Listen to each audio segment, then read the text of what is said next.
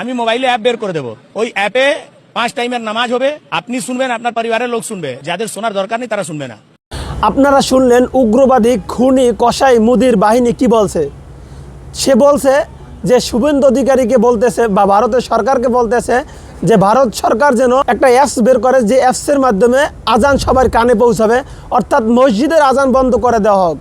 তাহলে আমিও বাংলাদেশ সরকারকে বলবো, বাংলাদেশ সরকারকে আমার পরামর্শ থাকবে যে বাংলাদেশে তো কোনো মন্দিরে হিন্দুরা যেন আওয়াজ করে কোনো কিছু না করতে পারে, তাদেরকেও একটা অ্যাপস বের করে দেওয়া হোক। এই অ্যাপসের মাধ্যমে তারা তাদের উপাসনালয় যা কিছু করা দরকার করবে। যদি হিন্দুত্ববাদীরা পশ্চিমবঙ্গে এই ধরনের কোনো সিদ্ধান্ত নেয়, তাহলে আমাদের সরকারের উচিত বাংলাদেশে এরকম একটা সিদ্ধান্ত নেওয়া যে হিন্দুরা যেন তাদের গণ্ডির ভিতরে তাদের উপাসনালয় যা কিছু আছে করতে পারে, এর বাইরে যেন বের না হয়। অতএব ওই হিন্দুত্ববাদী উগ্র মোদির বাহিনীকে বলবো এই রকমের সিদ্ধান্ত থেকে দূরে থাকুন।